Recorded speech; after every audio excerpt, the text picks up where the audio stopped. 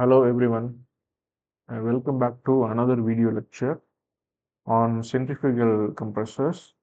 In the previous video lecture, we discussed about some of the geometrical nomenclatures used in centrifugal compressor, particularly impeller. And in continuation to that, we discussed how to draw the inlet velocity triangle for an impeller of a centrifugal compressor. Okay, in this lecture, we are going to look at a term called slip and another term called slip factor.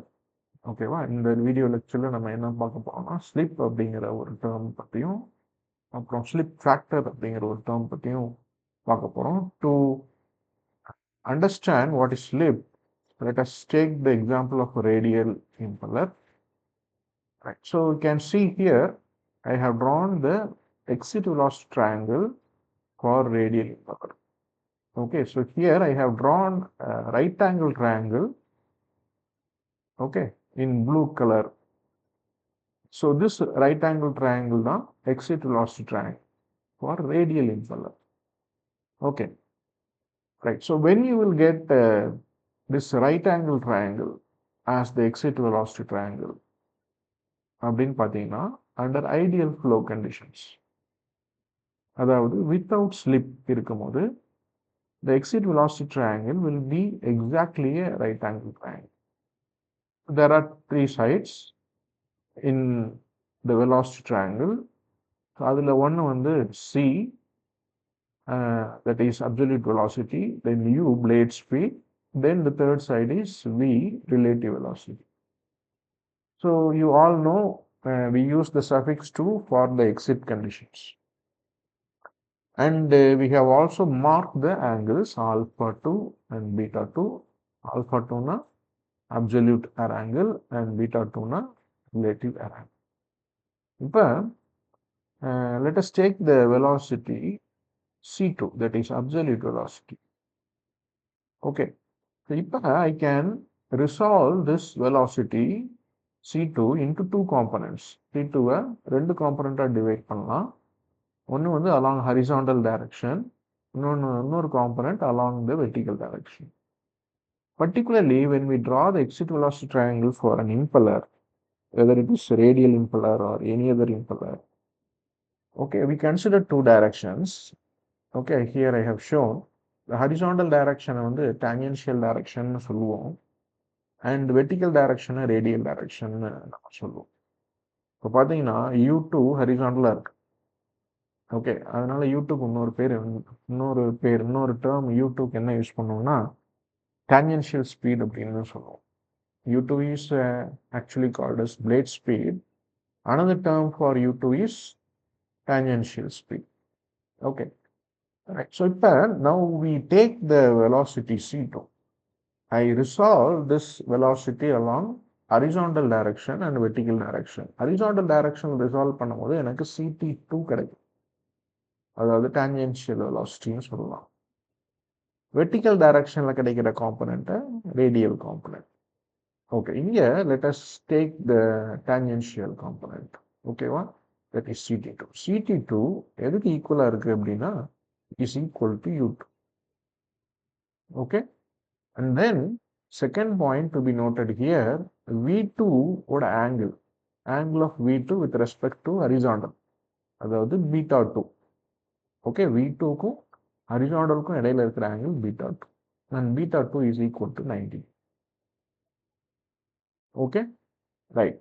So இங்க when there is no slip occurring in the impeller, slip இல்லை அப்படின்னா, slip நடக்கல அப்படின்னா அதை வந்து நம்ம ideal flow condition சொல்கிறோம். இப்போ ஐடியல் ஃப்ளோ கண்டிஷனில் two things must be noted. First point, CT2, tangential velocity CT2 is equal to blade speed U2. Second point to be noted, beta 2 is equal to 90 degree. Check. So this is for without slip or ideal flow condition. So with slip அப்படின்னா the velocity triangle is not a right angle triangle. இப்போ இதுக்கும் with slipல பாருங்க, the velocity triangle is drawn in blue color. Again, three sides are drawn, C2, U2, V2, right? இப்போ இங்க B2 is not equal to 90 degree.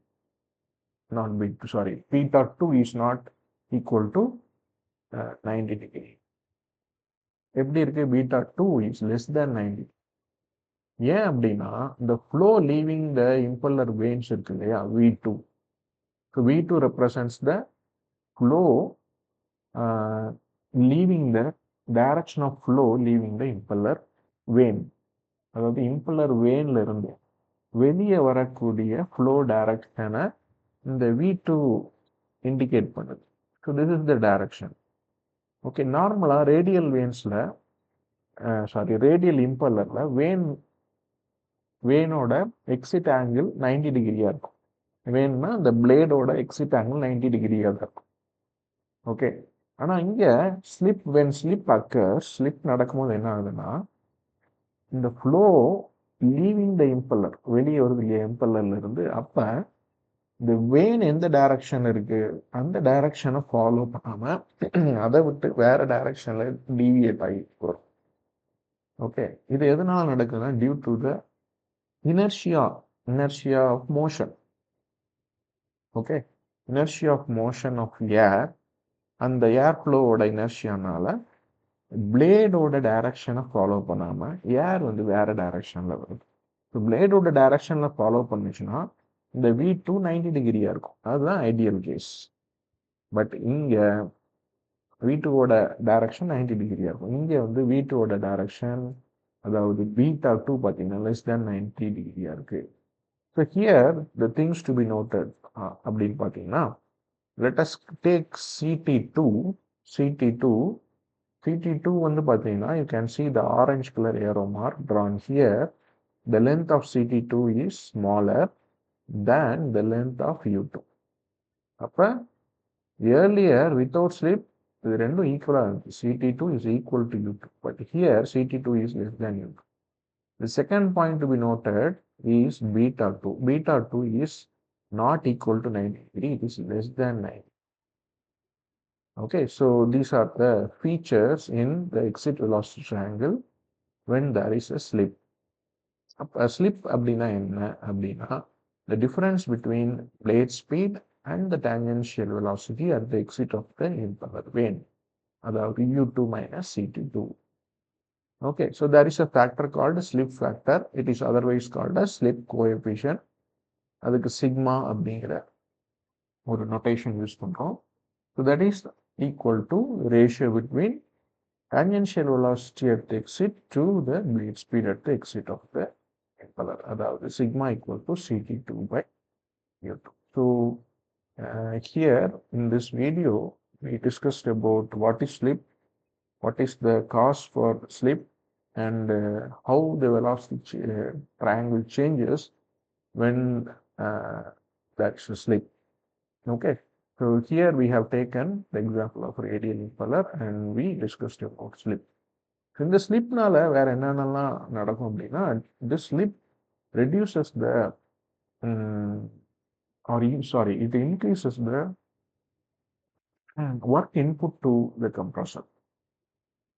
Ideally less work கிடைக்க தேவைப்பட்டுச்சுன்னா slip நடக்கும்போது I have to supply more work input to the compressor to get the required pressure rise. Okay, ஒரு particular pressure riseக்கு ideal conditionல ஒரு particular amount of work input கொடுத்தா, okay, அதே pressure rise with slipல அதிகமான work input, அதே pressure rise கொண்டு வரது அதிகமான work input கொடுத்தாதான் அந்த slip conditionல தேவையான pressure rise கிடைக்கும் or pressure ratio கிடைக்கும். So it increases the work input to the compressor. So that is the what disadvantage of the slip. So thank you all. I hope you understood the concept of slip. We will continue in the next video lecture.